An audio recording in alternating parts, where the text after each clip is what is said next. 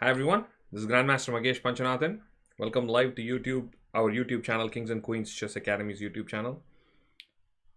And I see some of you are already in there getting ready for our Grandmaster game analysis. Okay. Before I ask the question, I just wanted to make sure everybody is in there and all ready. Hopefully you guys have researched a little bit. You know, I ask a lot of questions about world champions and chess history, so hopefully you guys are, getting on that. If you know exactly who the chess world champions were and what they did, if you read up on that, you're perfectly set for this. Ryan, yes, I am teaching for US Chess School. That's right. I am. I just got on the schedule that I would be teaching. All right, so hope you're all getting ready for summer. But it looks like a lot of stuff will still be online. Probably it will be a very different summer this time. We are running all of our classes and camps and everything still online through summer. So nothing in person for us anytime soon. So probably back in September is when we're probably going to do or think about getting back with regular classes. Ridhima says she loves summer. Awesome. Okay. I guess we are, it's 8:17. I guess we can get started. Okay. Awesome. So here's the question. The first person to give me the answer will get their games online. So the first thing I want all of you to do is make sure you have your games. The game that you want to show me, right? I don't want you to, go around trying to get the game after. So if you find the game, keep it ready that you can just copy and paste it and send it to me in email really quickly. So we'll all be ready, okay? All right, so here's the question. Vladimir Kramnik played 3 official world championship matches. If you can name all the 3 players he played against, you win. 3 games, 3 matches against 3 different players. Who did Vladimir Kramnik play in his world championship matches? All of his world championship matches. Actually, he played the 4th one. Actually, yeah, that's right. It was 4. I asked for 3. Any 3 would still work. I guess we got a winner. We got Manish was giving me 3 out of 4. That was pretty good, pretty quick. I like that. In fact, he played 4. I made a mistake of saying 3. I actually discounted the last one that he lost against Anand. I should have rephrased the question very precisely, but you got it right. In the sense you got 3 of them. Let's see, just in case if this game ends quickly, there is one name that's missing in that. Can someone point out if I can see Manish's game quickly, someone might have a chance to do the second game. Manish has said Kasparov, Liko, and Anand. And Kramnik played 1 else. That's right. Coach John got it right. It was against Topolov. The infamous toilet gate scandal happened in that. Apparently, Topolov and his manager complained that Kramnik was walking around and using the toilet too much. And that became a really crazy incident. And as a funny fact is that since then, Kramnik and Topolov do not shake hands. Well, did not shake hands. They don't really play anymore. But when they played any games since then, they never really shook hands. That was crazy. Big rivalry. Unlike Kramnik Anand, who always remain friends throughout. All right, so we got this. Manish, you have to email me your game. And I will have my email ready. While we are waiting for Manish's game, a couple of quick announcements. We're running a Blitz tournament with prize money tomorrow. So this is the first time we're going to do this. There's going to be probably a little bit of a clash because we're also taking part in a league that's organized in New Jersey, which is Mid-Atlantic Chess League. I know a lot of you have already signed up. So we're going to be able to play in that league. I know I sent out an email just a few minutes ago about what you're supposed to be doing there. This is a game, 1 game every Friday. So some of you are already in that. But we're also trying to do a Blitz prize money event. All our Blitz tournaments were like free without any entry fee, but no prize money. So we're doing 1 Blitz tournament Friday. And if it's good if some of you can play in it, maybe next week we'll change the day so it doesn't clash with our league matches. Yes, Ryan, your dad told me that you cannot play this Friday, but that's okay. Don't worry about it.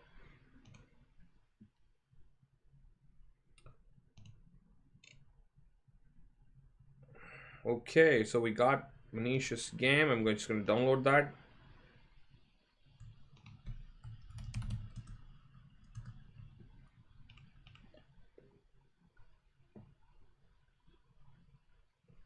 There it is.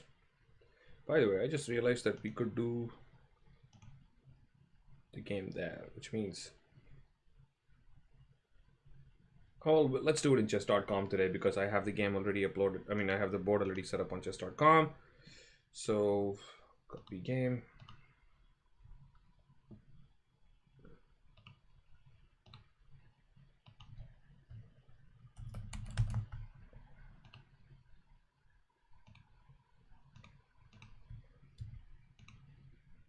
All right, we got the game loaded up and we are all set to go. Okay, so let's take a look at this game and make sure I have all of you looking at the chat.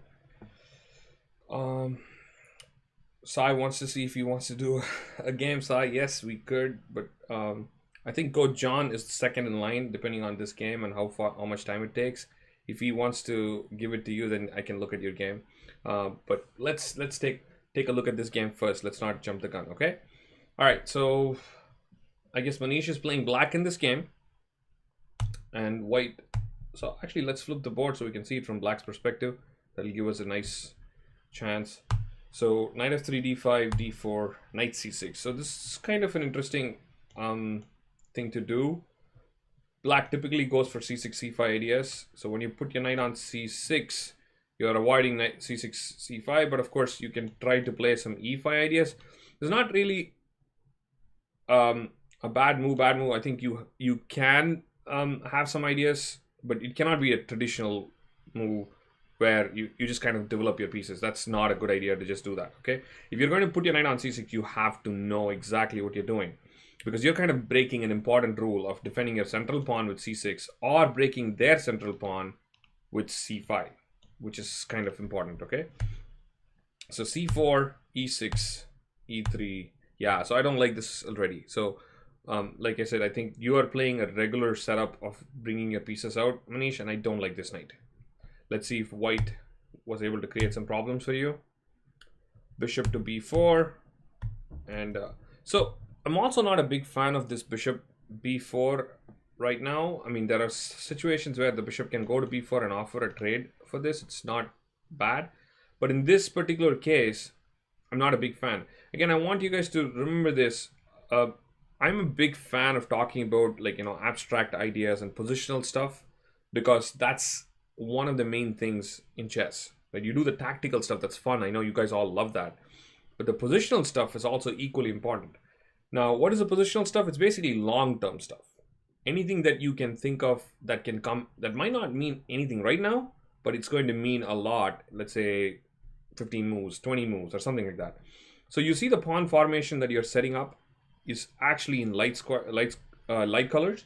So that's going to restrict this bishop quite a bit. So that leaves you with the other bishop that can go around and do things. So when you play bishop b4, you're actually saying, I'm willing to part with that bishop. Because let's say I play a move like c5, that's never coming back. That definitely has to be traded. And once that trade happens, you're going to be suffering through the dark squares. Because your pawns and your bishop are going to be over protecting light squares and no one's going to be guarding dark squares. So just keep this in mind. In general, one of the things about middle game pawn planning is pawn structure, and pawns usually work very well with bishops. But what they have to do is make sure that they both kind of split the job. Pawns guard light squares, bishop guard dark squares, then you're great. Pawns guard the other way around, you're great. But if, let's say, pawns and bishops do the same job, then you're going to be left with a whole set of squares that are going to be weak. And this is a very subtle thing that you did, but I feel like your dark squares are going to be weaker. I feel like you're going to be left with a slightly bad bishop. So c5 was indeed played, and then we did have a capture. So Elliot, you want some books to read? We'll definitely talk about it. I guess someone from the chat can also mention this. We're going over the game right now. At some point, I can discuss about possible books. That's definitely an interesting topic to discuss. But let's go on with the game right now. Knight and e4 and bishop to d3. I'm guessing you played f5. No, you didn't. So okay, b6 is fair enough. Well, f5 would have really weakened that square anyway, so maybe not bad that you played b6 and you're trying to break the c5 pawn. That's good. You've also created an open file. Not bad. Now, from a bad position, you can go really quickly into a great position.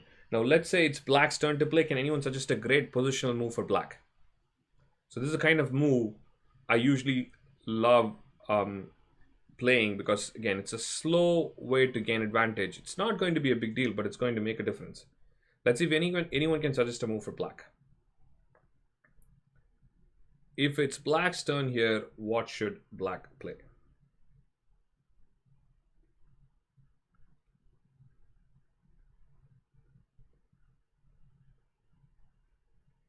I haven't had any moves yet. I'm still waiting for you guys to come up with some moves. Rook e6.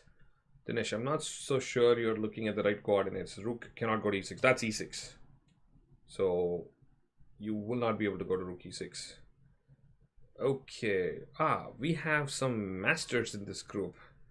Mr. Taran Idnani says rook a3. Okay, I like that.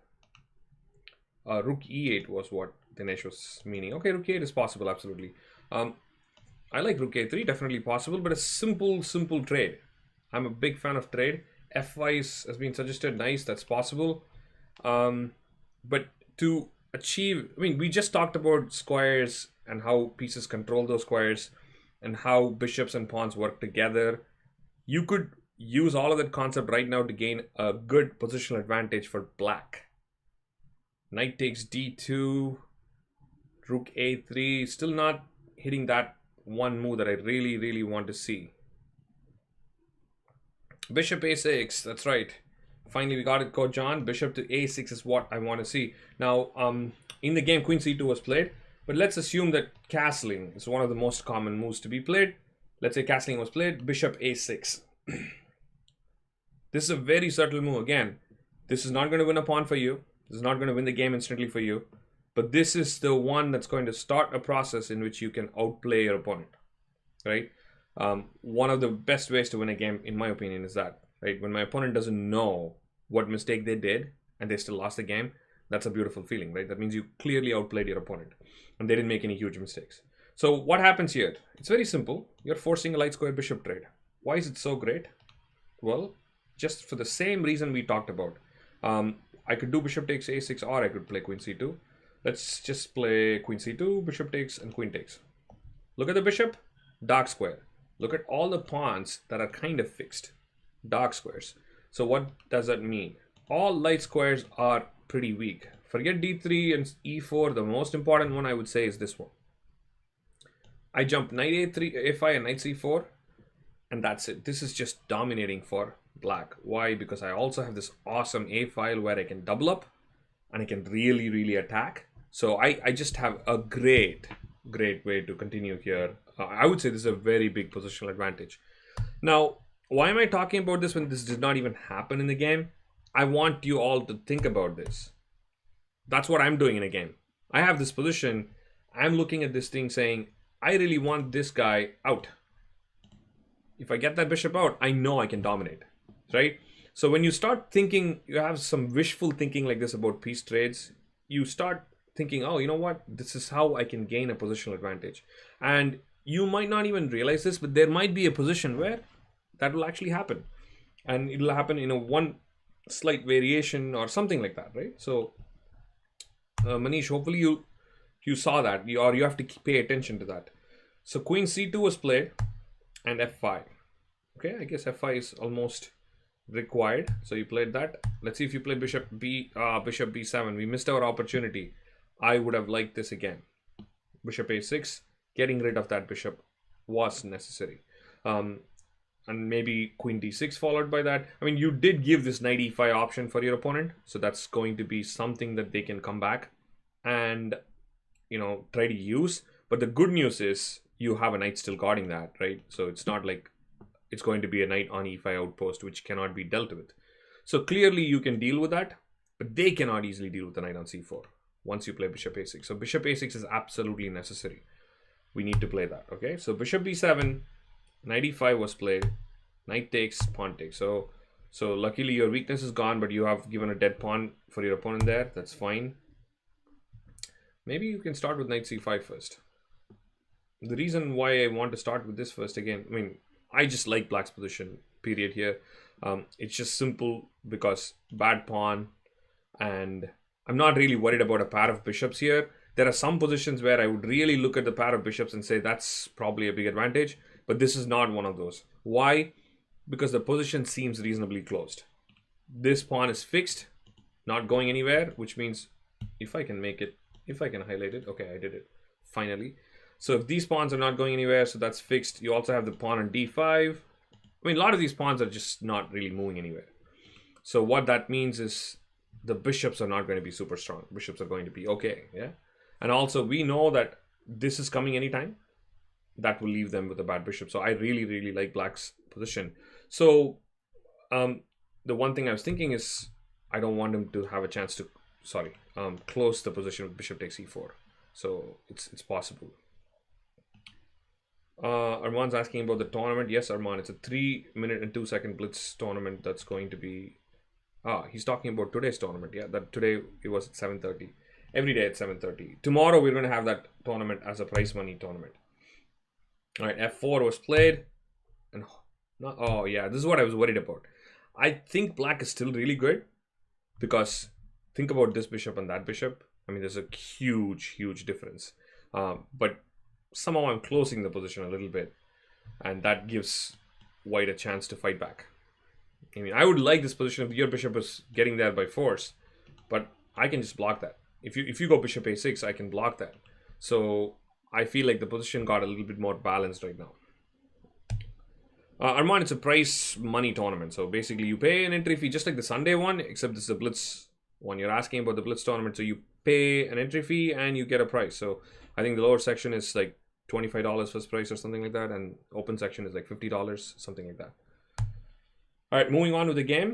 Looks like it is more balanced right now. Still tilted towards black. I mean, you cannot deny that. I think you can still play rook to d3, and I would still take this bishop any day over that bishop. The bishop on d2 does not seem to have any scope really. So black is doing great. Manish, why not rook to d3? If you want to double up your rooks, why don't we go full flow with rook on d3? I like that rook on d3. You know why I'm not afraid of even any of these captures? Because if this pawn gets out of the way, guess what? It's really good for you.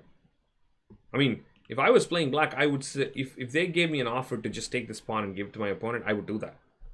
Right? That's only going to help black. So you should definitely think about taking that. Arman, I'll talk about all of the tournament details after, okay? Let's focus on the game right now. I want you to focus on the game as well. All of you, look at this. It's an interesting game because we have an opposite color bishop middle game position. I know a lot of you immediately think opposite color bishops are in game, draw, right? No, this is a middle game position. And I talked about how losing this pawn can only help black. Active bishop is everything. So rook to d3 I would have liked a lot more, Manish. So you played rook to d7, a4, and you doubled up. Okay, not bad. Still probably rook to d3. You want to do that. Even if bishop d4, well, actually you don't even have to worry about bishop d4 because there is always this move. And most importantly, I am really not worried about you taking anyways. So maybe I'll start with bishop a6 or something like that. And it just looks like black is doing really, really good. So I would not allow this trade. If you were, white should have probably done that. Trading one of the rooks would help. So queen b3 and queen g4. Again, this is a very nice kind of slow maneuvering kind of game.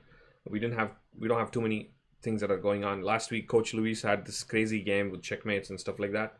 So today we have a lot more a calm game by Manish with a lot of pieces moving around. Am I seeing some possibility of queen to e6? Can we play c5? What do you guys think? Can we play c5? Let's see if someone in the chat can calculate this. Would it be possible for white to play c5? That pawn is hanging. Maybe I can use that. Well, after bishop takes f1, what if I play queen takes e6? Sai says he beats Sagar Shah's score. That's interesting. By the way, we have a challenge that's going on. If you're not aware, International Master Sagar Shah from Chessbase India set up your board challenge. He did 21 seconds. I think we can beat 21 seconds. I think he was a little slow there. It looks like Sai already did. There is mate. It's no checkmate, Dinesh, because there is a possibility. I mean, queen e6 is a check. So that's right. So to finish this whole variation, you should look at this. Queen e6 check. Rook to f7 is kind of forced. I mean, actually, I can also play king f8. But rook f7 is good enough. Any of these checks that happen, no worries because you block. And then when I play the check again, you go in. And that's how you can say you're winning, because now there's a checkmate threat and you have safely avoided any of these problems. So going back, c5 is just not possible. And black should be winning there. Alright, so let's move on to the game. Bishop to d4 was played. Queen to e2. I like how you're dealing with this pin quite a bit, Manish. I like this because now the pressure here is definitely going to probably win the game because you're getting c5 anytime soon. So this looks like it's pretty much game over. Let's see what happened. Rook c1. Isn't this not possible? Oh, again, maybe queen b6 and queen e6 I have to worry about. Maybe this is still possible. Watch this. Queen takes b6, pawn takes d4. And clearly I cannot take this because queen e3 check picks up the rook there. And you have to watch out for that. So then queen e6 is possible. Yeah, queen e6, but then we have the same way to defend. I think black is still winning here because these two pawns and the extra piece should definitely be enough. But okay, you probably want to play it a little simple. You went queen d2. Queen c2.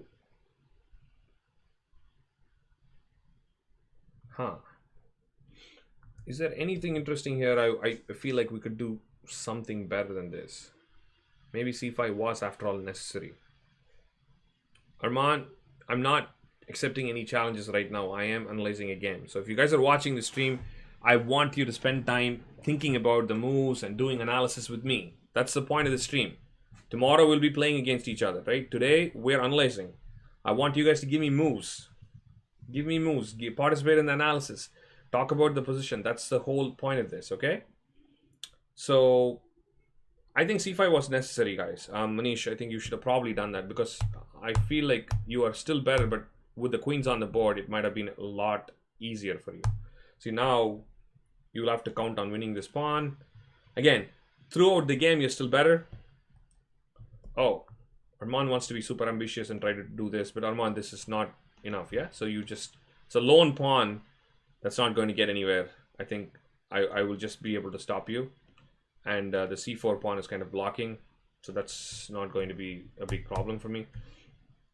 So let's see the game. Rook here and king f2. I think rook d3 will also be met with king f2.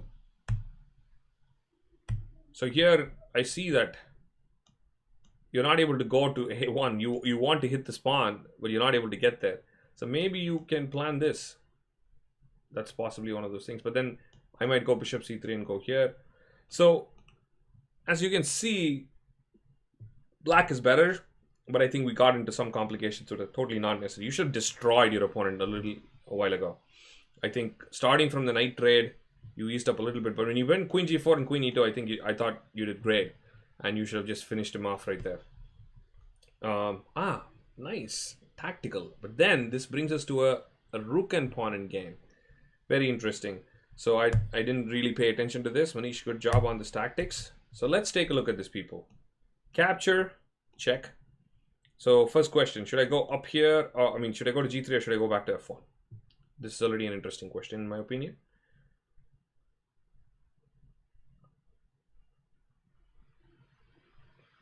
I think interesting. Both are possible. Let's see, what do you guys think? Which way do you guys want to go? Do you want to go to f1 or do you want to go to g3? Or maybe you have some... Radhima says king to g3. Okay. I like king g3. The only thing I would watch out for on g3 is some rook e2 ideas. And so I wants to go king f1.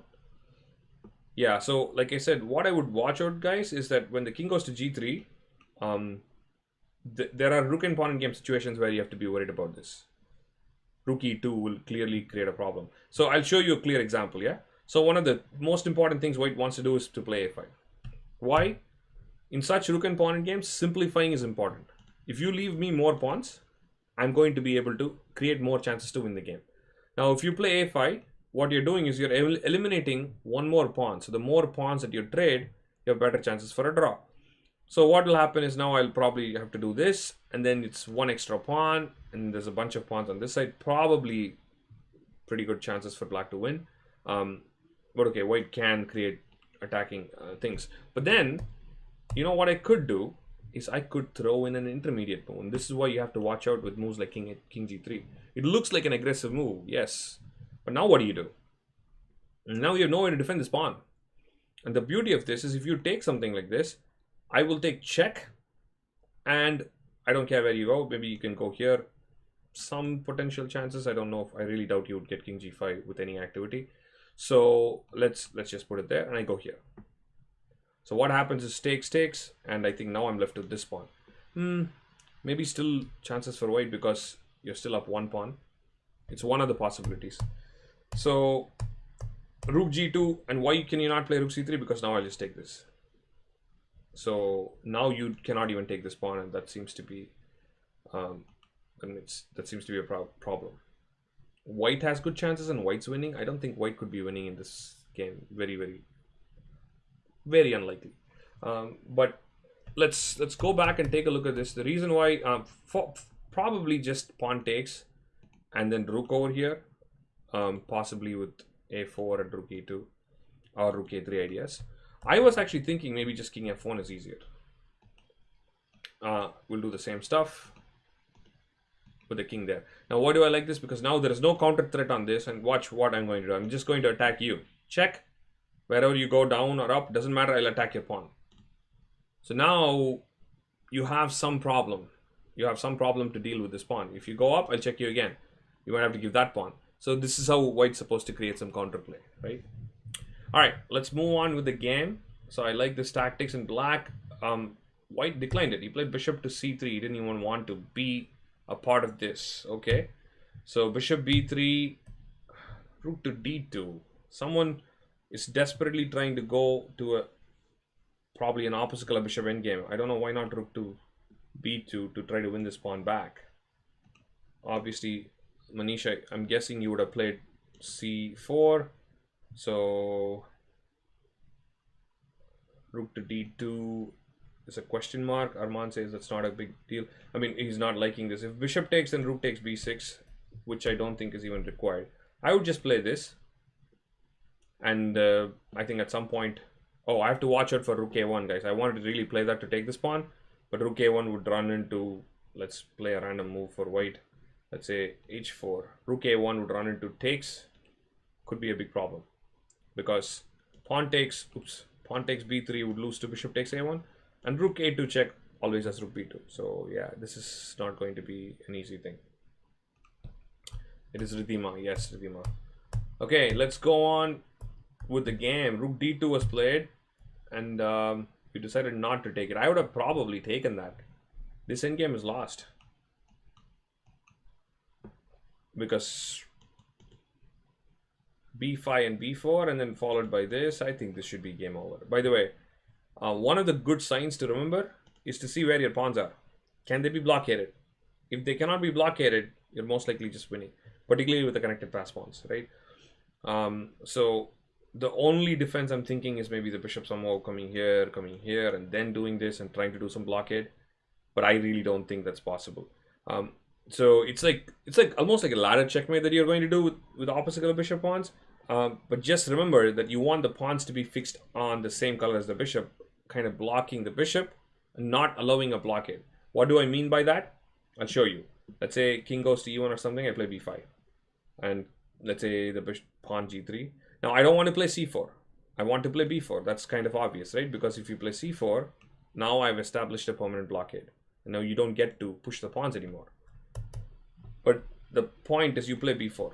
Now you walk your king over and you go c4 followed by c3. So basically you're kind of using all the dark squares to advance your pawns. That will not allow your opponent to establish a blockade. So I think this endgame is lost, but okay. I can clearly see why you didn't want to, because you could still win the pawn. Yeah. Bishop to b2.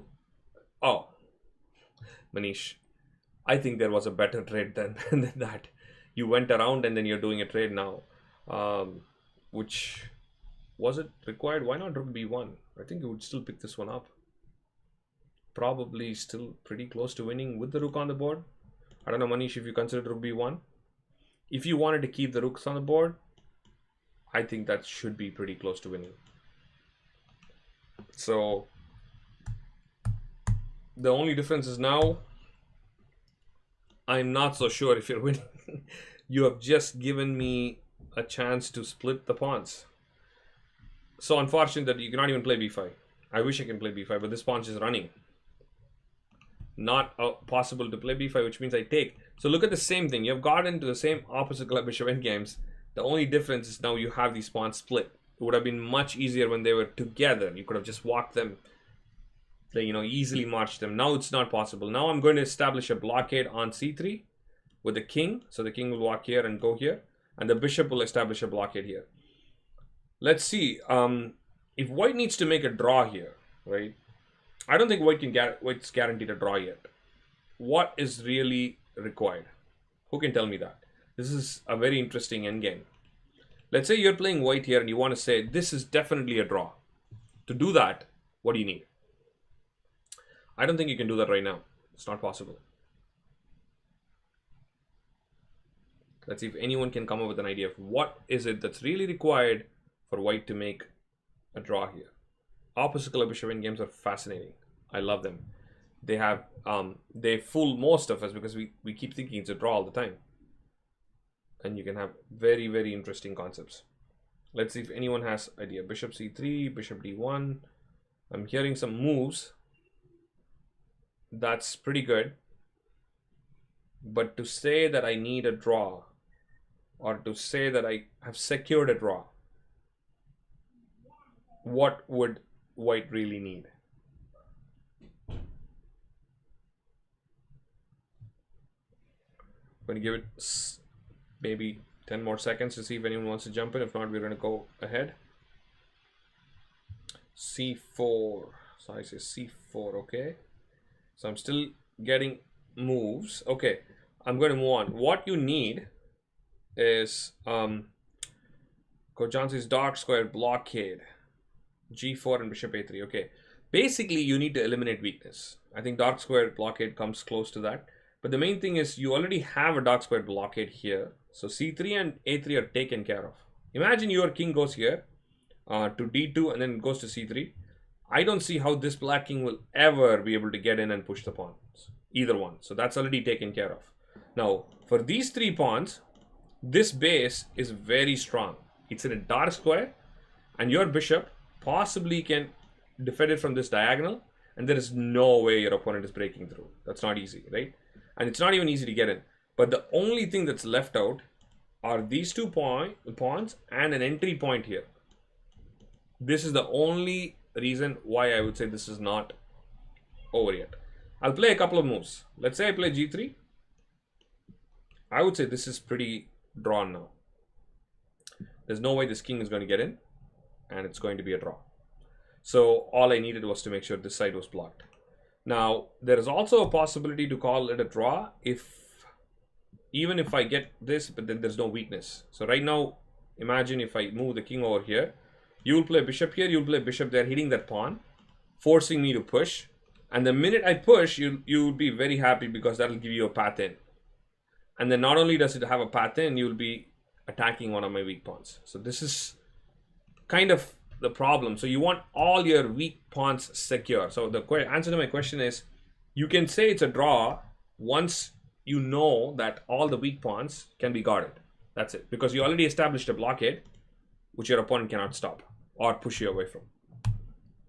So let's see how this went. Okay, so we had this. I'm very curious about this endgame now. Ooh. I was just going to say there is another interesting defensive idea, but I don't see how that can last. So Manish, I'm really not a big fan of giving that pawn away. You cannot do that. Your bishop needed to be on d3. Why? Because from there, you can go in and attack these pawns. You could easily attack those pawns on f1 and then create those weaknesses, provoke those pawn moves. That's what you really needed to do. So I'm not so sure if I'm happy with this. You're trading pawns, right? I don't like these trades. Let's see if you can make anything out of this. I mean, it's... Ooh. a4. I'm not so sure about a4 either. You should probably go here. I'll tell you what's your winning chance right now. In opposite color bishops, one of my friends who's a grandmaster used to make a really funny statement. Grandmaster Sundararajan Kidambi. So if you have 2 pawns, he says that's one of the ways to win. How do you know you're winning? You try to touch the 2 pawns with your fingers, and if you can, it's probably drawn. And if you cannot, it's too far away, which means you can win the game, right? When the pawns are far away from each other, you use your king to help one and help other, and then you win the game. So that's your, like, you know, quick theory to know if you can win. There is one more way to win opposite color bishop and pawn in game. That is if you create a deadly pass pawn. Something that's just not easy to block. So the way I see it, if you end up creating an h pass pawn, this bishop is absolutely useless. There is no way this bishop is going to be able to stop this. I mean, not on h1, probably at h2 or h4, but it's just super difficult. It's not going to be easy, right? Ryan wants to know, what if you have baby fingers? I don't have an answer for that, Ryan. We're talking about normal distance. So, but anyways, coming back to the point of having a super strong pass pawn. Sometimes you don't need 2 pass pawns, you just need 1, but that seems to be impossible to stop because you have a big wall of pawns in the middle here. So this wall really prevents this bishop from guarding it. So I still see a big chance for you to win as long as you create this pass pawn, right? But it's possible that white can definitely stop that. I just see a drawing plan. So let's try. So I'm not a big fan of a4 because after a4, actually, if I was white, I would probably go here, not after this pawn. Because actually, yeah, I can play king here also. After king here, I have g3. Yeah? So you basically allowed him to come back into the game, which I'm not happy about. When he should have just finished his game off and won. But guess what? Your opponent is giving you an opportunity by playing g4. Why g4? So I guess he's afraid of this. Alright, let's see if any one of you can stop this king from getting in. Oh, actually, it's quite an interesting endgame. I'm seeing more and more of this. And this endgame seems to be super fascinating. Let's see if anyone can pitch in. How do we stop this king from getting in and start taking these pawns? Because if the king gets in, if I lose g2, then I'm losing h4 most likely, and it doesn't look good.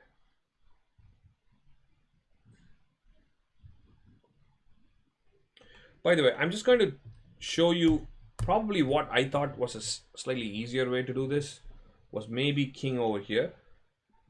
And why did I think it was easy? If you went over here, so let me talk about king takes a4, and then after takes, I play this. And when the king goes here, I want to play bishop to e7. So this is one of the positions I was visualizing. So some of you are giving me an idea back in that position. I'll go back there. But let me talk about this endgame pretty quickly. The reason is because you need to know your target position. So you need to kind of see what endgames you can and cannot play. So you have to look at some of those endgames to say, will I be able to hold this? I have a feeling I can hold this. It looks a little dangerous, but I have a feeling. So the reason why is because there are only 2 weaknesses. And I'm mainly guarding g5 because I don't want him to create this pass pawn. But you know, I see some potential dangers. For example, when g5 happens, at some point g5 still might happen. And you know, I can give up this pass pawn and create a pass pawn here.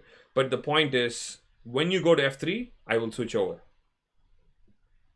trying to defend this target and this target. Again, your king is not close enough to attack both to create a zugzwang. So if you switch over, I'll come back here again. So the only way to create this winning chance is to maybe play h6 and g5, but then you're risking my pawn becoming a queen too. So for example, let's say I just play something like this. You cannot do this because after all these captures, by the time you try this, I mean, you're letting me run. So this could be a possible drawing idea that white could have, that is to get rid of the a pawn and give up the g2 pawn, set up the pawn on h4 and e3 for a nice fortress. But I'll go back here. I guess you guys had some questions or ideas. So let me go back and look at what your ideas were. So I heard g3. Dinesh wanted to play g3. That is fair enough. So maybe I will start with this, then go bishop to f1. So let's try g3. Okay, what I'll do, Dinesh, is first I'll go back to save this. If I can highlight these pieces, somehow I'm not able to do it. So I'm saving this pawn. Now I'm threatening to go bishop to f1. So Dinesh, maybe now you see the problem. You cannot block me anymore. You're going to lose that pawn. And then also this one after that. So what'll happen? Let's say you play some move.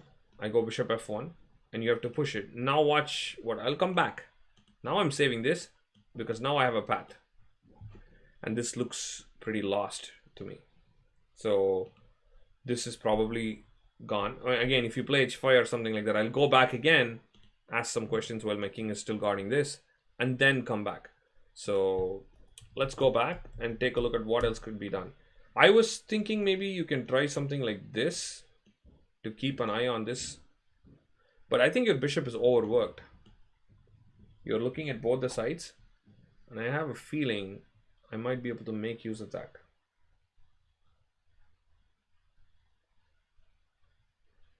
Control and shift, I can have green squares. Let's try that. I think I've done those things. Oh yes, green squares are nice.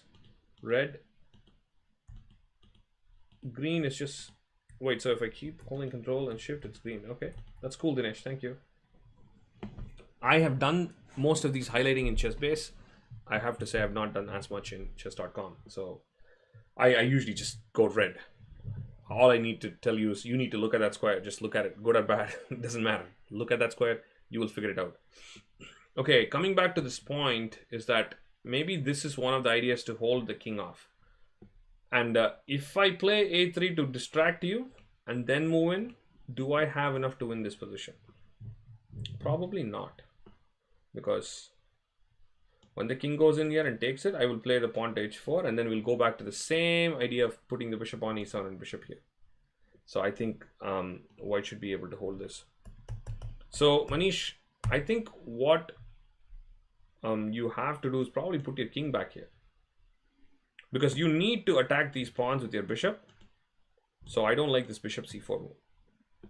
So you could have started like this, and you say, you know what, I'm going to do this. And now, I mean, I'm forced to push one of these pawns, and then you go here and push that one, and now you come back to c4. So this is what we talked about before. You should be trying to do those. Control and shift does pink arrows, really? No, I should not have fallen for that, Arman. Nice try.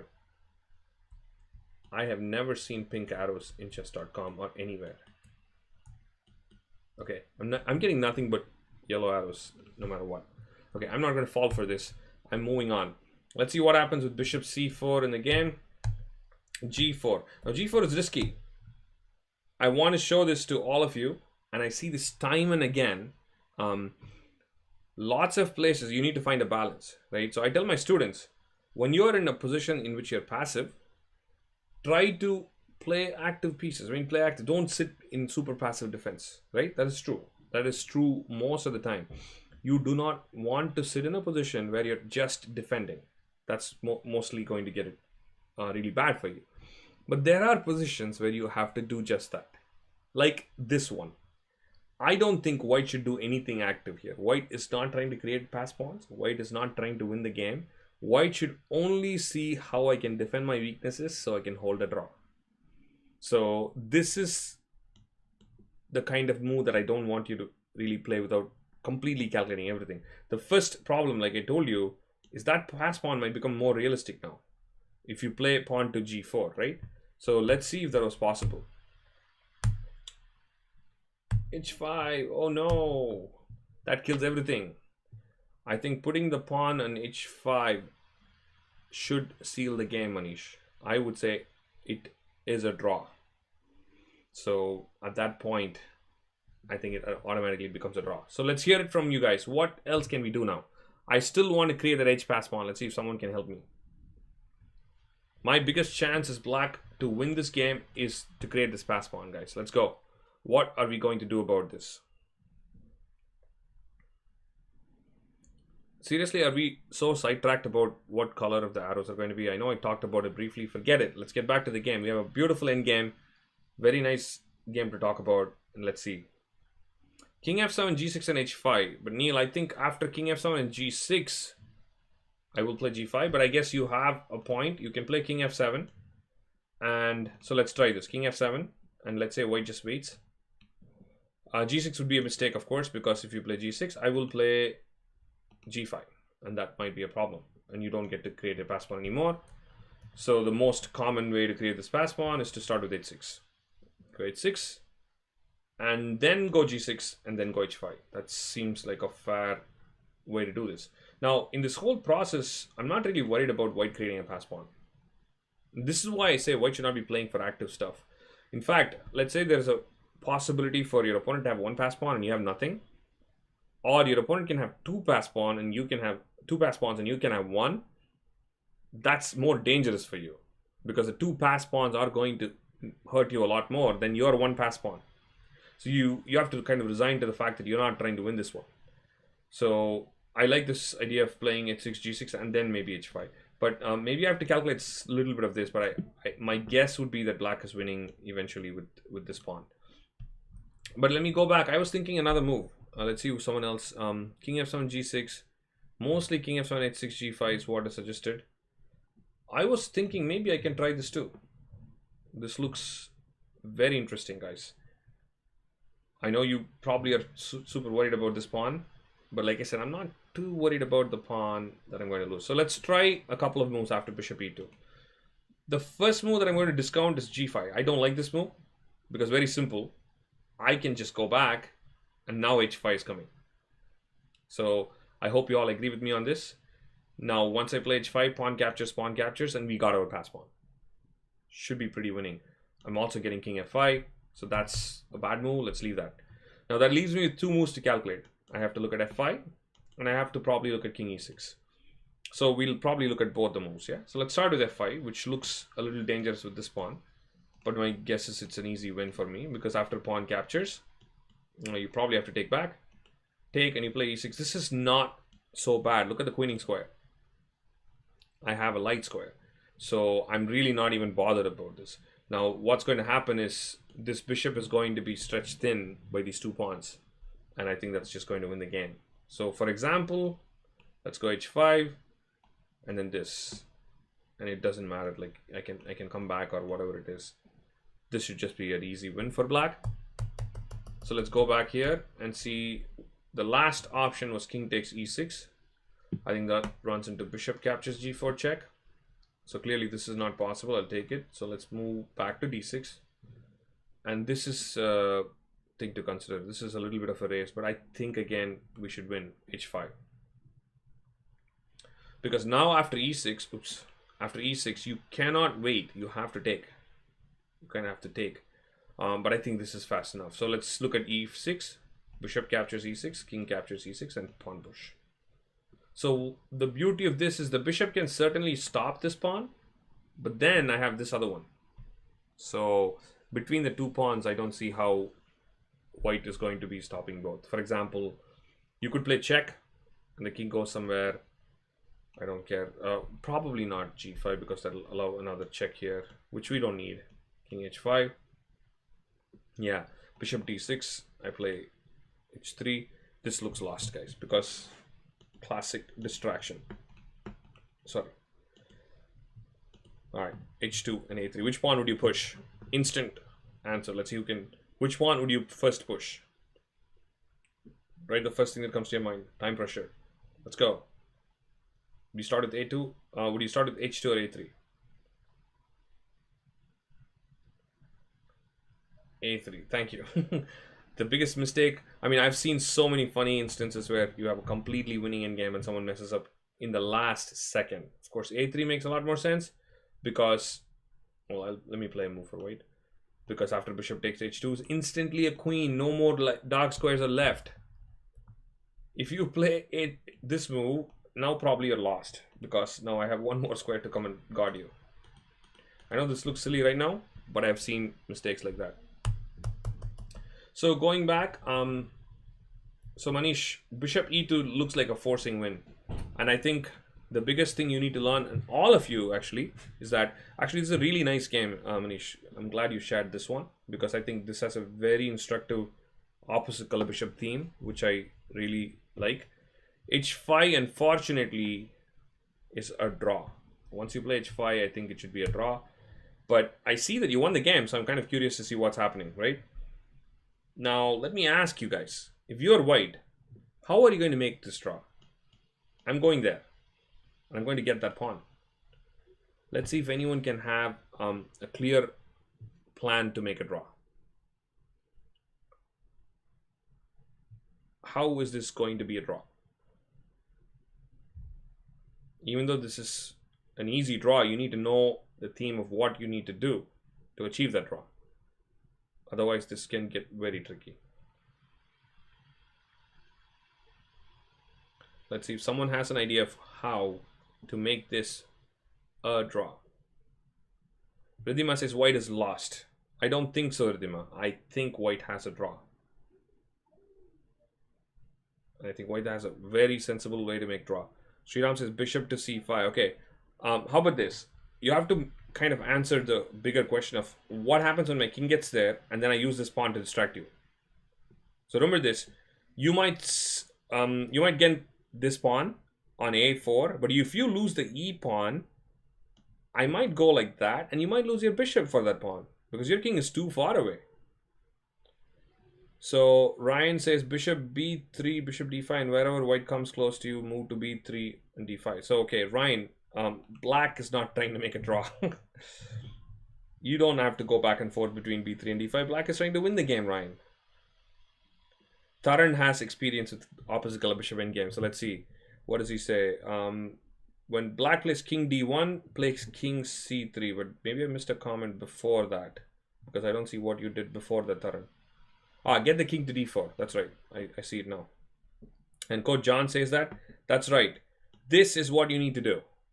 And again, very simple and subtle, but sometimes it completely, goes over because your king is so far advanced. I am totally sure that most of you would be running behind that pawn. And, you might still have a chance to make a draw, but you would really be risking a lot. Right? So let's look at the simple draw first. King to c5. King g4 and king to d4. So what does this do? Now I'm not going to do anything anymore. I'm just going to wait. I'm just going to put my bishop back and forth and I'm going to wait. Now, when the king goes here, maybe I'll go here. Wait. Guys, by the way, what am I doing? I'm kind of walking around this bishop like this bishop is invisible and nobody can touch it. So let's just make sure we play reasonable moves. Sorry about that, guys. King c5. Let's move this bishop, of course, to safety. King d4 and now king here. Okay, now it makes sense because to clarify your defending idea, I think the king maybe is better off on d2. Maybe I would go here and then go here. This kind of sets up a blockade. So why am I afraid of this move? Because I'm actually thinking this might be trouble. By the way, I might have made another mistake allowing f5.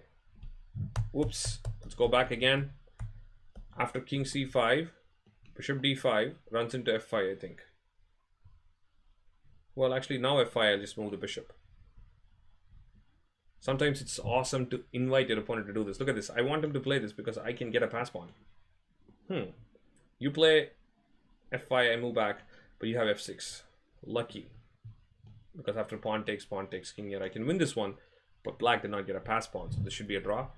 But again, every single move, every single time you think you know something, there's something else up in the air. So this is a beautiful example of how much you need to calculate. We can keep doing this forever. But so the first thing I'm noticing is maybe I need the bishop more on b3 or a2. Maybe I should go bishop to a2, and if you go somewhere like this, I'll go bishop here. Simple. Actually, that will still allow this because pawn captures and this pawn will become queen. Oh wait, I have bishop a2 followed by bishop f7. Okay, safe. So we'll put the bishop on b1 and bring the king in. Yeah. So what I was saying here is, if let's say white waits for this one, I think it could be a little tricky. And I'm also going to play g6 just to make sure f5 is not happening. You wait and I go here and you get to something like this. This could be some sort of a zugzwang, because if it's white to play, let's say I play bishop d3, the king is guarding this one, so the king cannot move, and the bishop is kind of guarding this one and this one. So this is a classic zugzwang. I want you to look at all of this, right? So Arman's talking about the future Grandmaster positions. So this is future Grandmaster program that we have. Some of them are doing Ridhima, so he's talking about it. So, but Arman, focus here. This is a great in-game. Again, look at this zugzwang. This is losing for white. Why is this losing? If this king can go around and go to b2 or b3, then this pawn goes up and I basically win the game. So this bishop has to move somewhere like this. King goes in and I just managed to get in, right? So to avoid this zugzwang, I think it's better to put the king on d2. So this is what I was talking about, bishop b1. So king over here, and king over here. This is much safer. Nothing to worry about it. Anytime the king goes to g4, king f3. Actually, if the king is over here, maybe I should still wait. I'll tell you why. Because at some point, maybe I'll play this. Pawn to g5 might happen. And then I'll wait. And then when the king goes here, I can go here. If the king goes here, I can go here. And otherwise, I just keep moving the bishop back and forth. So let me go back. So someone's asking my email. My email is written up here, guys. It's magesh@ck&q.com, right in the top of my thing. I probably have to make this font a little bit bigger. Today I set up the board on chess.com instead of doing it on in regular chess base, which we do every week.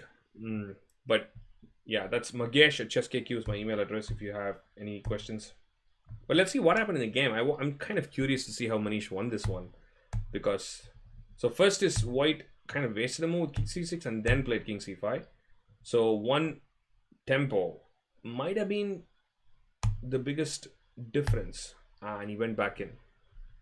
But I have a feeling it's already tricky, because you see white doesn't have the time to do king c3 and king d2, the stuff that we talked about.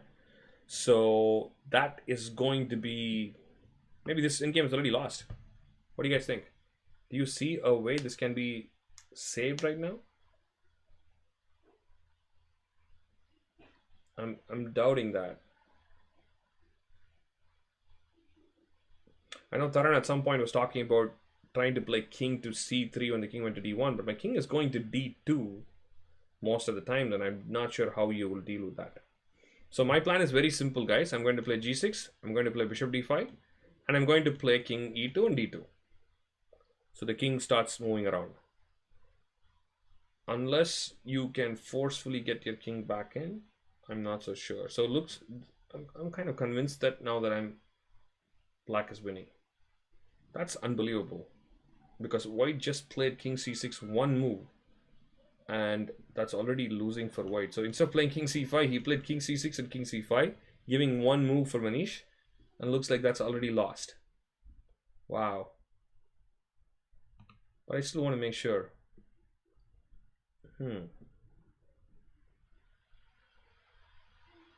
Bishop c1, king c3, I cannot do that.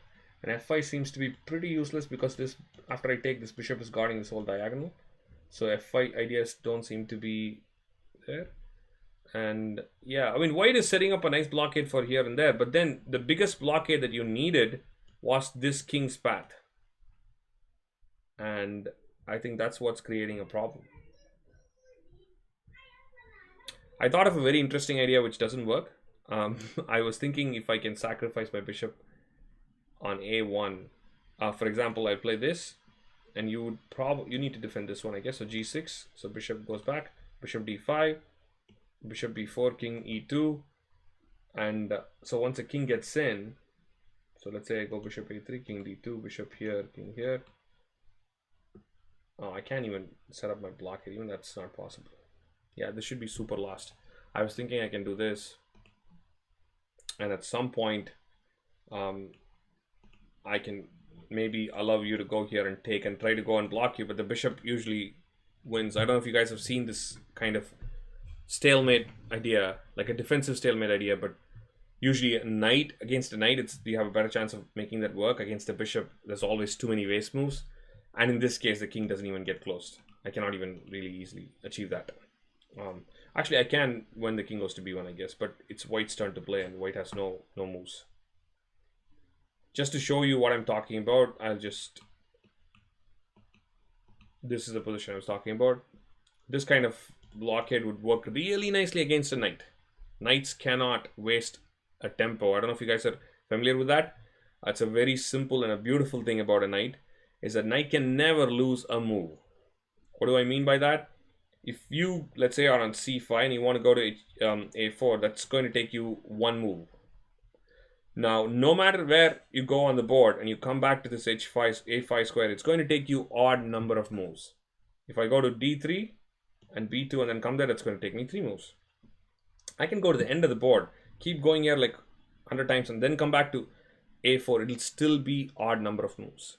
So knights cannot waste a tempo. A bishop can easily waste a tempo. How? Like this. We go, let's say, here. Even if I was in the wrong place, like let's say I play here, king goes here, I can just move the bishop back and waste a tempo. Super easy. All right, that was a little off tangent. Let's just go back and just finish off the game. I know now Manish is winning after king d6. Okay, so this move again, Manish, probably not the right idea. Oh, he just allowed you to push the pawn. By the way, after this move, I think maybe a3 is close to winning. I'm only worried about this move. So king e7, then king takes f4. Yeah, so this should win. So what happens is, for this pawn, I win the bishop, and I'm still holding this pawn very closely to me.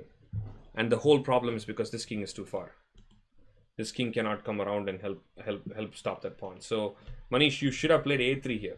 I think king g4 was not the right technique. You're still giving him too much chance. Ooh, ouch. The classic step on the path of the queening pawn. I did this, and I remember this against a grandmaster who's a really good friend of mine, Grandmaster Panchanathan. I was playing, if I remember, maybe the under 8 or under 10 world national championship in Ahmedabad in Gujarat in India. I had a completely winning position when Grandmaster Panchanathan, at that time we both are really young, had one of these bishop diagonals, long diagonals or something like that. And then I remember doing something like this, walking right in front of that, walking right in front of that bishop. That has to hurt. Queen, and that's the end of the game. By the way, this position looks lost. Why? It doesn't matter. Whatever white does, actually you just have one more move. You have to do this right now, otherwise king b2. So you should have done this probably a move ago. Oh, you didn't have a chance. Even here, everything is coming down to one move, guys. King a3. Let's see how this wins. Queen, bishop captures, king takes. Now this queen is probably not easy to stop. Yeah, I would think this is... So, for example, king b2, king here. Oh, sorry, king d2. Why would I play king d3? I just stop you. I mean, this king and the bishop are so awkward. Even if I have a little bit of coordination, I might be able to stop you on e1. Maybe bishop c3 is what I need to do. But then you play something like king f2. It's still not super easy, huh? So I have this move. So Manish, maybe this is still not over. Man, these endgames are crazy. What am I looking at? Very simple. I want to send your king back, so then my king go in, right? For example, to push this pawn up, if you move back, I go king, oops, not b1. I go to c1. You play e2, king d2, and that's a draw. So you cannot do that. Let's say king goes to d3. King b2 and then pawn push. So this is the same problem. So This is probably winning, guys. Again, a very classic endgame technique. So right now, you know what I should be doing to make this draw? This bishop should be attacking this pawn. So I have to be in this diagonal. One of the key techniques to remember when you are trying to hold is you don't just wait. When you're waiting, you keep your opponent on the line. So I'll tell you what's going to happen. I'm going to play king to e2 next move. So if you don't do anything, I'm going to play this move. And I'm going to play that move, and then the pawn's going to go up, right? So the problem with this is if I play king e2 and then you go bishop here, actually, I have to take this a little bit back, guys, because if I put the bishop on this diagonal, I still have king d2. So this doesn't look so clear anyway. I mean, maybe this is just awkwardly placed enough to win the game. Fair enough. The only mistake I can see is this move. That move would be a terrible move because I would just go bishop e1. Probably a draw. So other than that, probably just winning. All right. So that was a really nice game, Manish. So a few lessons to learn from that. I hope all of you guys had a few lessons to learn. Now, a couple of quick announcements before we wrap this up. The first thing is that we have our Challenger coach tomorrow at 6 o'clock, so you guys can come online. It's going to be on our YouTube channel. I will try to play some simul. We'll have a lot of other coaches playing, the usual. The second thing, the next two things I already talked about early on is that we have league starting tomorrow at 7 p.m. and most of you already signed up and talked about it. So it's a G60 game that you'll be playing. And we also have a Blitz tournament tomorrow, 7:30. It's for price. You can register online in our website and you have a chance to win money. So a Blitz event for price. We're just trying it out for the first time. Depending on how it goes, we'll see. That's okay, Ryan. You already mentioned that you have a conflict. That's fine. If anyone else is out there and if you want to play, you can do one of these two things. If you're playing in the league, you won't be able to do that. But otherwise, you should be there. All right. Thank you for watching, guys. I hope you all enjoyed this. I will see you guys tomorrow for Challenger Coaches. By the way, there's one more thing I forgot. We have camps set up. All of the camps are out. We are going to be doing all of them online. We have some really interesting camps for advanced players. We have like 4 grandmasters who are going to be teaching a camp. And one of them is going to be Grandmaster Vishnu Prasanna. He is the coach of D. Gukesh. I don't know if you guys are familiar, but he is the second youngest, Grandmaster. Just 12 years and few months and he became a Grandmaster. And he was coached by this GM who's going to be doing the camp. No big deal, I know, right? So it's going to be awesome. And you guys can check out all of those details on our website. All right. See you tomorrow. Bye.